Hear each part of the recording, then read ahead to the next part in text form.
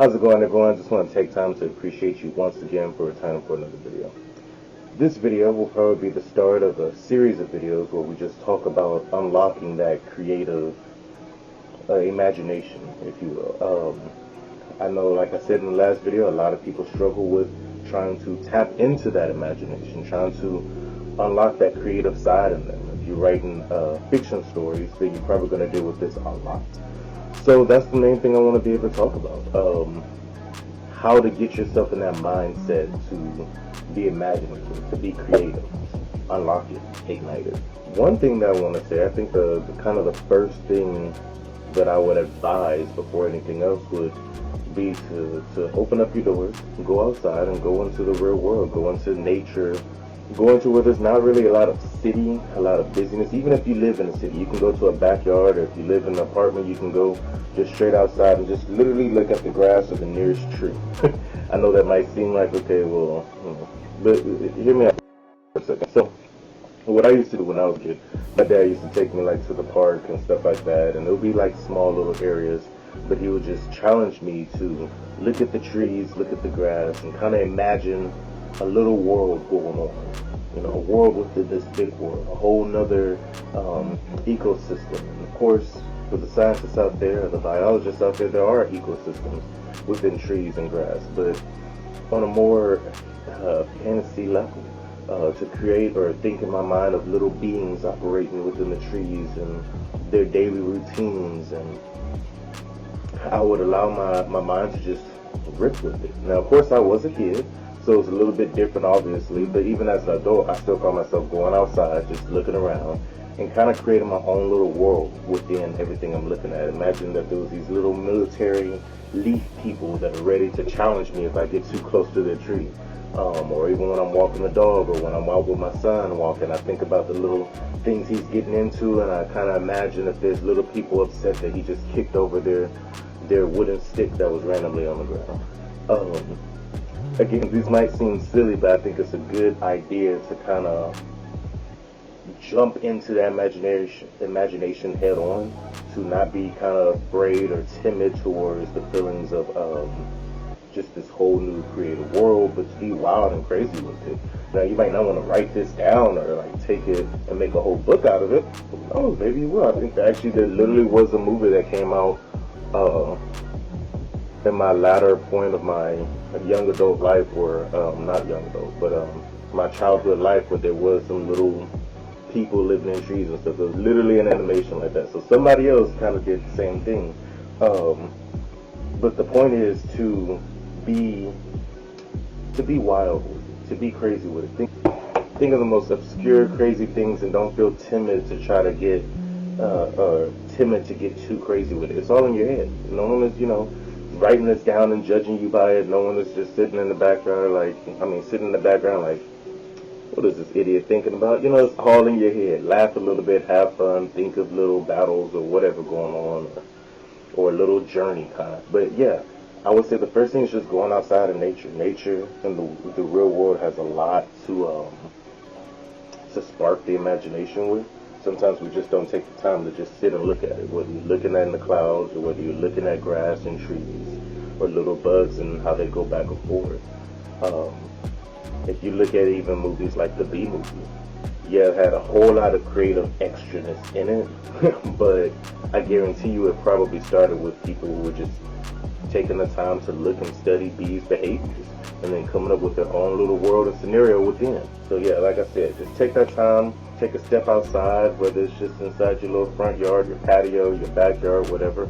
Walk down the street, walk to the nearest corner store, grab a little tea or something like that, and on your walk, just when you're looking at the grass and when you're looking out in the world, think about the fantasy creatures you can't see, if you will. Not to sound too crazy, but that's the whole fun of your imagination, is you get a little crazy with things. You're allowed to let your imagination go wild, as they say, as they tell you not to do. When you're trying to get in that creative mindset, I say that that's the very thing you should be doing, is letting your imagination go wild. So that would be my first advice. Something else I was saying, kind of like going back to that walking thing, I may go for a walk a lot of times, whether again walking the dog or taking my child out to go to the park or wherever I'm doing. But something else to do is when I'm driving. if I have the advantage where I'm in the passenger seat, because I wouldn't advise this if you're in the driver's seat, but if you ever have time when you're in the passenger seat, something I used to do from the time I was a kid all the way to even now, is I just look out the window and I picture this big battle scene going on. And what I like about that is if you're picturing a battle scene going on, it's hard to do so while you're moving. So you're constantly moving, so your environment is constantly changing. But see, I like those moments because then that forces me to think of things within the battle that forces it to move further down the battlefield, if you will. So I feel like that's a good challenge because it helps you think of different transitions and it pushes you to get even more wild and crazy as you're trying to like, okay, I gotta keep this going. Now we're over here. We done got off the freeway. So, whatever you're battling with. If you can't think of actual characters, I like to use Transformers because I was growing up and I love Transformers. So the first thing I think of is cars transforming on the freeway, battling it out, and then somehow it gets on the theater, and then we're off into a neighborhood. And I'm not gonna lie, I still do that when I'm trying to get in that imagination mode. I'll think of Transformers or Aliens or whatever it is, but that really helps in getting those creative juices flowing. Because again, you're just trying to spark that imagination. So when you sit down and you're working on your own project, whether again it be for a paper for school or your own personal book or a campaign for a game, you can let those imaginations rip without any limits. So again, this is just to kind of get you, get that spark, get that ignition going. Man, the power of the imagination. Imagination is a very powerful tool. All we got to do is unlock it. Sometimes it may feel like that key is missing or that door just won't bulge, but there are many ways into our imagination. So that's what we want to do. We just want to work on different ways to access our imagination without feeling the stress of life around us or whatever going on. Sometimes I advise using this kind of as a cope, whether it's just to escape for a moment, not to get lost in, but to escape for a moment. I would advise that before any other alternatives. It's just getting lost in your imagination for a second, thinking of other things going on away from your world, just for a moment. Not only can it be a great help and tool for writing, but it can also be a stress relief. So I would say, while we're growing up, we have to face a lot of things in the world. We have to face a lot of stresses, things that are stresses, they're blessings as well. But we got to stay focused. We got to keep evolving and keep pushing forward till we get to our end goal.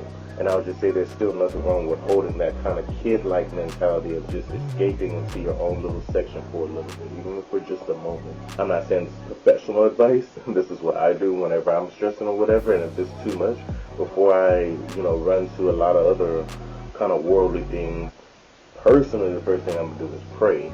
But just in general, I would say just kind of think about something else. Again, if you're a writer, this is the greatest tool to not only give you a second to escape from that world for the real world for just a second, but then you can kind of keep those juices flowing and stuff, and then you'll find yourself getting lost in your own story, writing things down, and before you know, you have a whole world. Whether you use it or not, it might just be something for you, but it's yours now, and nothing can take that away. Not all the stress in the world or nothing else going on can take away just your imagination, where you can find your peace and your own little bubble, if you will.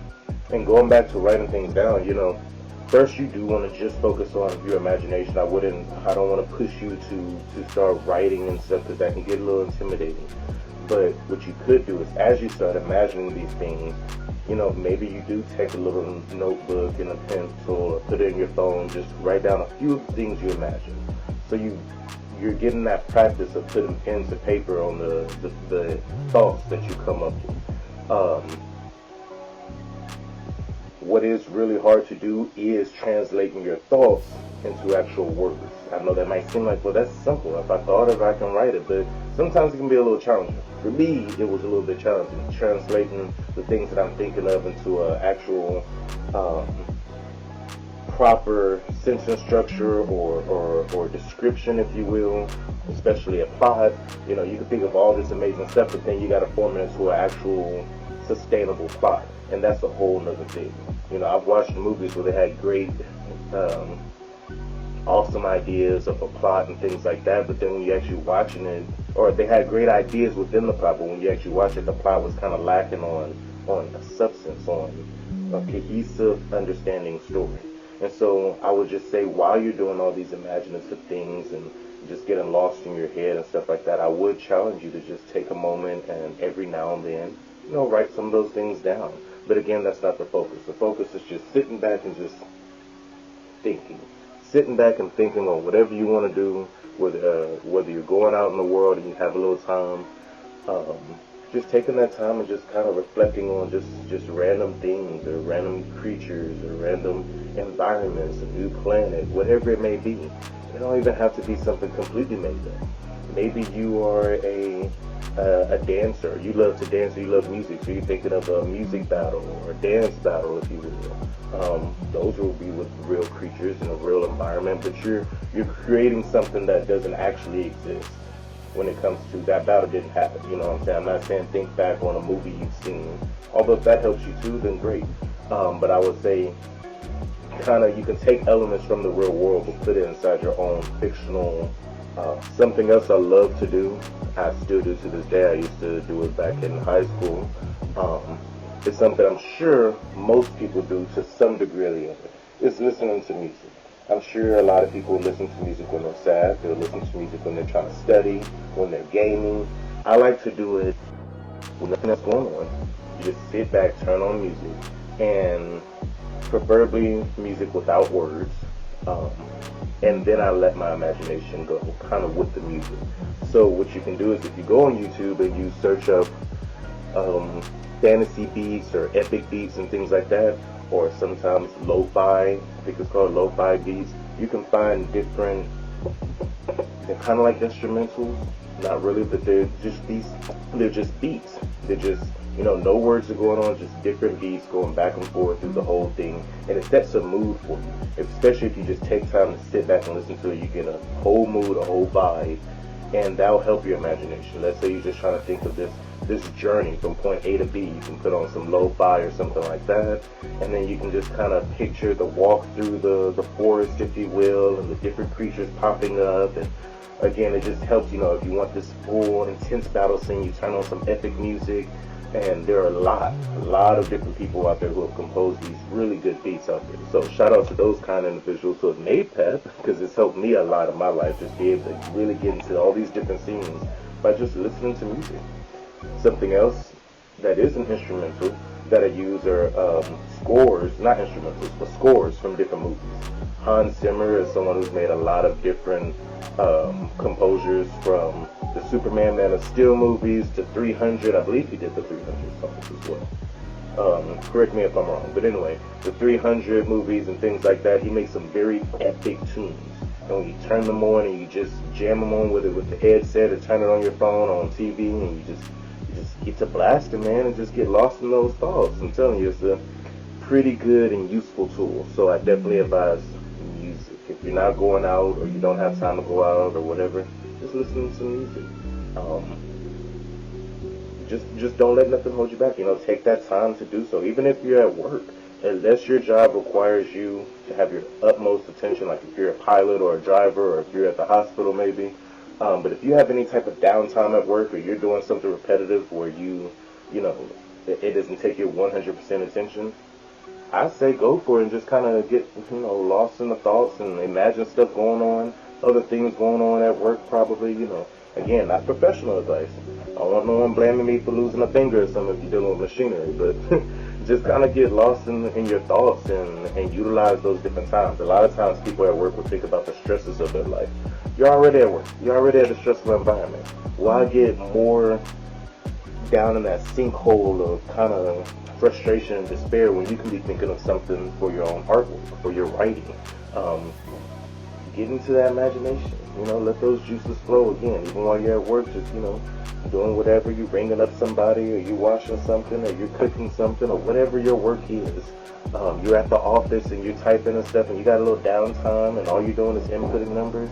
Then again, I say, yeah, just kind of push yourself and let your imagination flow into something. I'm willing to bet a lot of movies we see today started with someone just sitting back while they was working at whatever job that they probably didn't like, and just letting their imagination just kind of flow and take that train and see where it leads. So basically, try to take advantage of any point of your day where you have a little downtime, even for a moment, a little downtime where you can just kind of get in your head and see what's really in there. A lot of times people will wait until they're at the computer, they're starting to write, or they're writing on their pen and notebook or whatever, and then they get frustrated that they can't think of anything. Well, to be honest, you haven't given yourself a chance to breathe, your imagination to breathe. Just like if you're working all day, you're cleaning all day and stuff like that, and then you haven't had the moment to think about whatever responsibilities you need to take care of. Well, you're not giving yourself time to breathe. So you would take time to think, like, okay, I gotta pay that, bills, I need to be able to do this, put this in motion. Same thing with your imagination. Give your imagination some time to breathe. Don't just wait until it's time to start writing, or if you set time aside for yourself to start writing, to then force yourself to get into your imagination, because it takes time. Some people might be blessed where it don't take but a moment at all to get into their imagination. That's amazing. But again, I'm aiming for people who struggle with trying to access their imagination, because again, my personal belief is we all have that access, or we all have that imagination. It's just harder for some people to access it than others. I was fortunate that since I was a kid, I was always in my imagination. As I grew up, I kept in that imagination. I didn't really grow out of it. I matured in what I was doing and, put my focus on my responsibilities. But every time I had just time for me, just time for Joshua, I would sit back and just let my imagination rip and think of all sorts of crazy things. So definitely take advantage of those little moments. And I'll still say I struggle with my brain just shutting off though.